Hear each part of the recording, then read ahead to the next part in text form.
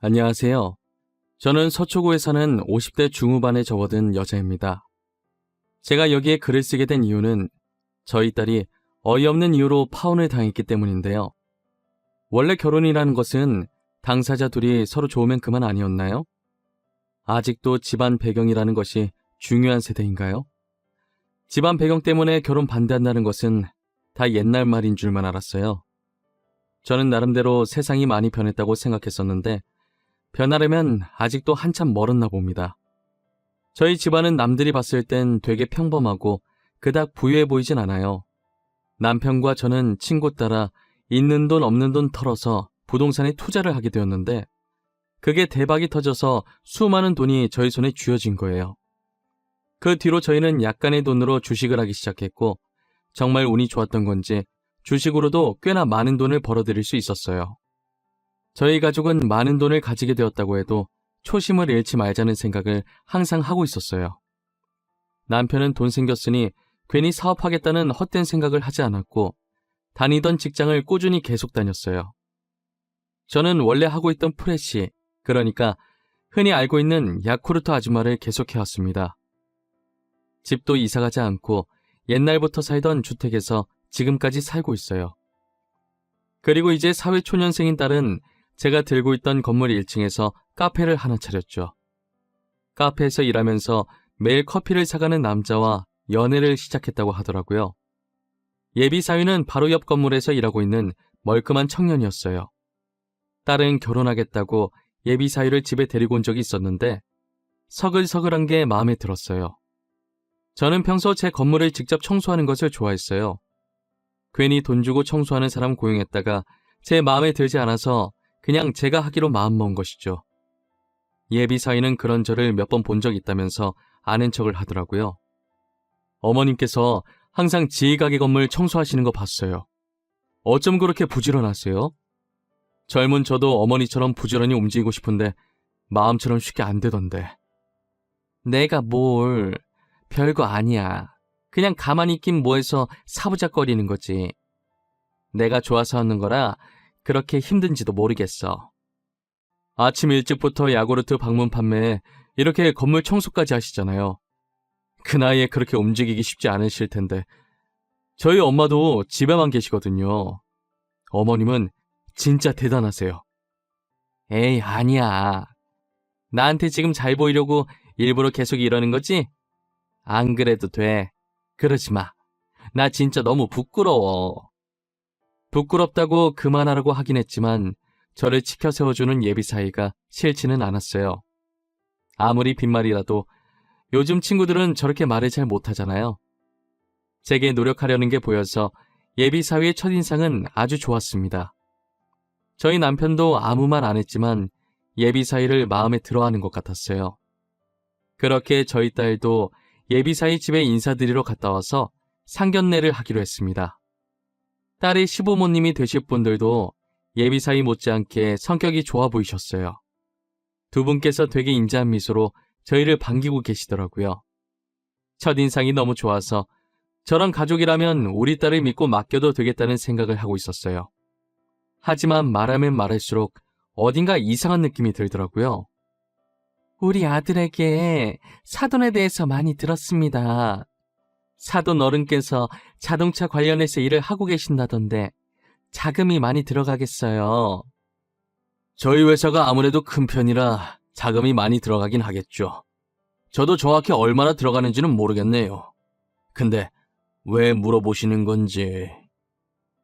아니에요. 그냥 한번 여쭤본 말이었어요. 보통 자금을 여유분까지 넣어놓고 계신가 봐요. 정확한 금액을 모르시는 걸 보니. 네, 아무리 일 잘하는 사람이라도 실수할 때가 있잖아요. 결제일을 착각할 수도 있는 거고 그것 때문에 회사가 망할 수도 있으니 여유 자금을 미리 넣어놓는 편이더라고요. 그렇군요. 회사가 제법 체계적이네요. 결제일 착각해서 망할 일은 없겠어요. 제가 초면에 질문이 너무 많았던 것 같네요. 얼른 식사하시죠. 예비 안사돈이 계속 남편한테 저희가 엄청난 사업을 한다는 것처럼 이야기하는데 저는 그냥 제가 잘못 알아들은 건가 싶어서 깊게 생각하지 않고 그냥 넘어갔어요. 그렇게 결혼 날짜까지 잡고 상견례를 무사히 잘 끝내고 집으로 돌아왔어요. 집으로 돌아오는 순간부터 결혼 준비로 바쁘게 움직여야겠더라고요. 예비 사이가 빨리 결혼하고 싶다고 하는 바람에 조금 촉박하게 날짜를 잡은 터라 저는 딸과 급하게 혼수랑 웨딩드레스를 보러 다녔어요. 금방 끝날 줄 알았는데 생각보다 준비할 게 너무 많더라고요. 그래도 저희 딸이 시집가서 밉보이면 안 되니까 없는 시간까지 쪼개서 뛰어다녔습니다. 그런데 결혼 일주일 남겨두고 딸이 울면서 집으로 돌아왔더라고요. 왜 그러냐고 무슨 일 있냐고 물어보니 예비 사위가 헤어지자고 했다는 겁니다. 갑자기 예비 사돈이 딸과의 결혼을 반대했다는 거예요. 저와 남편은 마른 하늘에 날벼락 맞은 것도 아니고 하루아침에 파혼을 당하니 당황스러웠어요. 이유라도 알고 싶었는데 아무리 물어봐도 딸은 입을 꼭 다물더라고요. 제가 말할 때까지 자신을 놓아주지 않을 것 같으니 겨우 입을 열었어요. 오빠가 나랑 결혼하고 싶어서 우리 집안이 사업하는 집안이라고 거짓말을 했대. 아빠 지금 다니고 있는 회사 아빠 거라고, 아빠가 사장이라고. 뭐? 이게 무슨 안서방이 진짜 생각이 있는 거야 없는 거야? 아니 어쩌자고 어른들한테 강크게 그런 거짓말을 한 거야? 그래서 자기도 너무 양심에 찔려서 사실대로 아빠는 월급 받으면서 회사 다니고 엄마는 야쿠르트 아줌마라고, 그리고 가끔 건물 청소하러 다닌다고 했대. 어쩐지 안사돈이 그이한테 자금이 어쩌고 체계적 어쩌고 하더니 우리가 사업하는 줄 알고 지방 배경 보고 결혼 허락한 거였네. 알고 보니 예비 사이가 저희 딸과 결혼하고 싶어서 거짓말을 쳤던 것이었어요. 그리고는 예비 사돈이 딸한테 전화해서 하마터면 사기 결혼할 뻔했다면서 화를 내려다가 자기 아들이 결혼하고 싶어서 거짓말 친 것이니 그냥 넘어가겠다고 했다는 거예요. 거짓말 친 건 자기 아들인데 왜 저희 딸한테 그냥 넘어가겠다면서 으름장을 놓는 건지 모르겠더라고요. 그러면서 결혼은 없던 일로 하자고 했다더라고요. 저는 아무리 이해를 하려고 해도 이해를 할 수가 없었어요. 둘이 좋아서 결혼하겠다는데 도대체 둘 결혼에 저희 직업이 왜 중요한 건지 모르겠어요. 결혼하면 부부끼리 알아서 먹고 사는 거지 제 직업으로 먹고 사는 게 아니잖아요.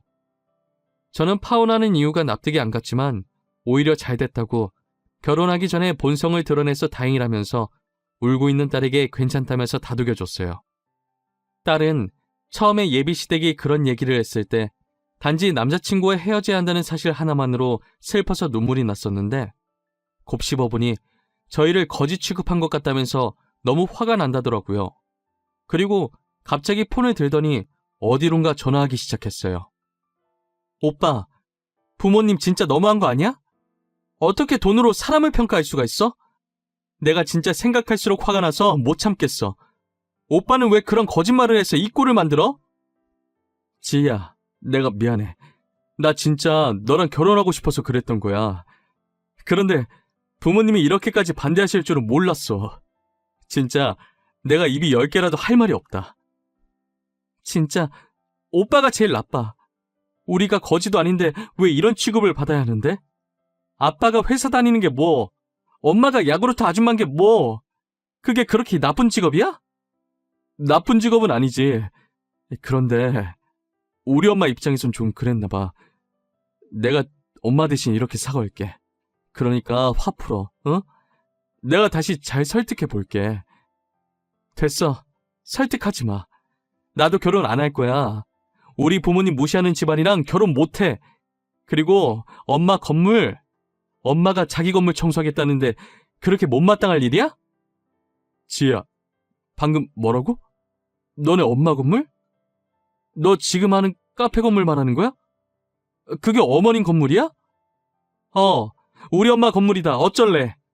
우리 가족 부동산으로 돈을 아무리 많이 벌었어도 하시던 일 그만두지 않고 계속 다니신 성실한 사람들이야. 이렇게 욕먹으실 분들 아니라고. 지혜야, 잠시만 좀 흥분을 가라앉혀봐. 내가 나중에 다시 전화할 테니까 조금만 기다려. 알겠지? 딸은 저희가 아무 잘못 없이 무시당한 게 화난 나머지 그 건물이 제 건물이라고 했다더라고요. 예비 사위는 그 소리를 듣고 조금만 기다리려고 하고 끊더니 곧바로 예비 안사돈한테 전화가 왔다고 해요. 지희야, 우리가 뭔가 잘못 알고 너에게 실수를 한 것 같구나. 정말 미안하다. 우리 아들과 예정대로 결혼식 올리고 우리가 실수했던 것은 잊어다오. 실수요? 지금 실수라고 하셨어요? 무심코 던진 돌에 개구리 맞아 죽는다는 말 모르세요? 어머님, 저희 가족이 지금 그 개구리예요. 어머님께서 던진 돌에 저희가 맞아 죽었다고요. 말을 또 왜 그렇게 삐딱하게 하는 거야? 내가 오해했다고 미안하다고 하잖니. 우리 아들이랑도 예정대로 결혼하라고 했는데 왜 이렇게 화가 난 거야? 아까는 결혼 반대라면서 사기 결혼이라고 그렇게 저한테 난리치시더니 왜요? 그 건물이 저희 엄마 건물이라고 하니까 결혼시키고 싶은 마음이 생기셨나 봐요? 그런 게 아니야. 내 말 좀 들어줘. 지희야, 우린 정말 오해하고 홧김에 그런 말 한 거야. 정말 별 뜻은 없었어. 우리가 제대로 알아봤어야 했는데 미안하구나. 됐어요. 마음에도 없는 사과 그만하세요. 이젠 제가 결혼할 마음이 없어요. 그럼 이만 끊겠습니다. 다시는 연락하지 마세요. 딸은 단호하게 한 치의 흔들림도 없이 결혼하지 않겠다고 딱 잘라서 말하고 끊더라고요. 예비 안사돈은 딸과 통화 이후로 과일 바구니를 들고 저희 집에 찾아와서 죄송하다고 고개를 숙이더라고요. 여기까지는 어쩐 일이세요? 딸이 이미 이야기 다 끝낸 걸로 아는데요. 저희에게 더 하실 말씀이라도 남아있는 건가요? 죄송합니다. 저희가 실례를 했네요. 이제껏 저희가 했던 말들은 잊어주세요. 저희 아이들 결혼도 얼마 남지 않았잖아요. 오해는 풀어야죠. 오해는 무슨 오해요? 일방적으로 화내셔놓고 무슨 오해요?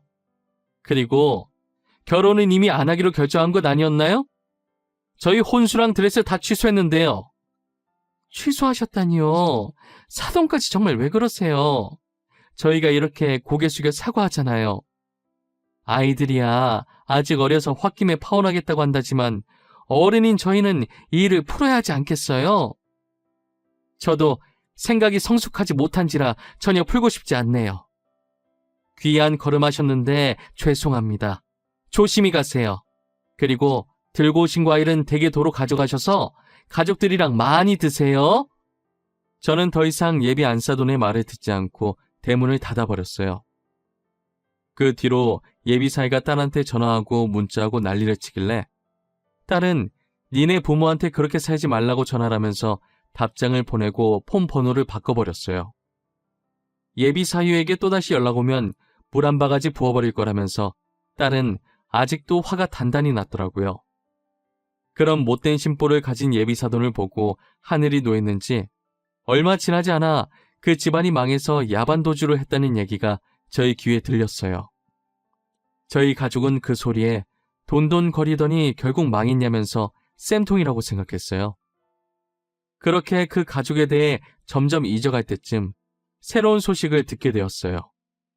지인의 말에 의하면 무슨 돈이 있었는지 모르겠지만 조그만 떡볶이 가게를 하나 차렸다고 하더라고요. 저는 가진 게 돈밖에 없는지라 돈으로 복수를 해줘야겠다고 생각이 들었어요.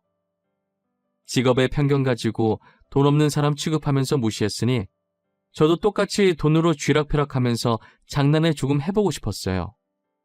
지인이 말한 떡볶이 가게가 있다는 건물을 제가 샀어요. 그리고 조카를 시켜서 월세를 2배로 받아와 달라고 부탁했죠. 이모, 내가 다음 달부터 월세 2배로 달라고 하니까 돈 없다는데? 나보고 건물주 만나게 해달라네? 자기가 한번 부탁해보겠다고. 이모 어떻게 할까? 그래? 나한테 부탁해보겠대? 지금도 같이 있어? 그럼 내가 지금 너한테 주소 하나 보낼 테니까 내일 거기로 오라고 말해. 방금 주소 문자로 날라왔네. 알겠어. 이쪽으로 가라고 할게. 다음에도 부탁할 거 있으면 말하고. 저는 조카의 말을 듣고 딸이 일하는 카페 주소를 적어서 보내줬어요. 그리고 다음날 여유롭게 창밖을 보면서 커피를 마시고 있는데 입구에서 살짝 경직된 채로 서 있는 예비 안사돈을 보게 되었죠. 그러더니 떨리는 손으로 문을 열고 두리번거리기 시작하더라고요. 여기가 제 딸의 카페인 걸 아니까 건물주가 어느 정도 저라는 느낌이 들었을 거예요. 아니나 다를까 저랑 눈이 마주치더니 살짝 뒷걸음질을 치더라고요. 오랜만에 다시 보게 되니 꼴이 많이 아니었어요. 예전엔 온몸에 명품을 휘감고 있더니 지금은 다 낡은 옷을 입고 있더라고요. 저는 손을 흔들며 여기라면서 월세 때문에 온 거 아니냐고 말했어요. 예비 안사돈은 어쩔 줄 모르겠다는 표정으로 쭈뼛거리며 제 앞에 앉았어요. 커피 마실 거냐고 물어보니 대답은 하지 않고 고개만 절레절레 흔들더라고요. 질질 끌 필요 없으니까 본론부터 얘기할게요. 다음 달부터 월세 2배로 올릴 생각입니다. 조카한테 들어보니까 월세 낼 돈이 없다고 하시던데 돈 없으면 나가주셔야겠어요. 사돈, 아직까지 저희한테 화가 많이 나신 건가요? 어떻게 해야 화가 풀리시겠어요? 저희 정말 반성 많이 했습니다. 지금까지 많이 뉘우치면서 살았어요. 꼴을 보니 반성 안 하곤 못 베기겠네요. 그런다고 익은 고기가 생고기로 돌아오진 않죠. 상처가 아물어도 흉터는 남아있어서 잊으려고 해도 잊을 수가 없더라고요. 저희를 용서하지 않으셔도 됩니다. 하지만 가게만큼은 건들지 말아주세요. 저 이 가게까지 잘못되면 저희 가족들 정말 길거리에 나앉아야 돼요. 제발요. 그러게 결국 이렇게 될 걸. 그때 왜 저희 딸한테 그리고 저희한테 상처를 주신 거예요? 저희가 뭘 그렇게 잘못했다고 어린아이에게 상처 주면서까지 매정하게 구셨냔 말입니다. 정말 잘못했어요. 저희도 그땐 부유함이 영원히 계속될 줄만 알았어요. 너무 어리석었던 거 잘 압니다. 저도 지금 후회하고 있어요. 이미 늦었어요. 저는 용서해줄 생각이 전혀 없거든요. 돈 없으면 다음 달부터 당장 가게 빼세요.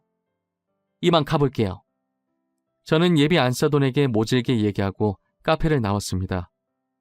제가 나가고 난 후는 어떻게 됐는지 몰랐었는데 예비 안사돈이 카운터로 가서 음료를 만들고 있던 딸한테 무릎을 꿇고 빌었다고 하더라고요.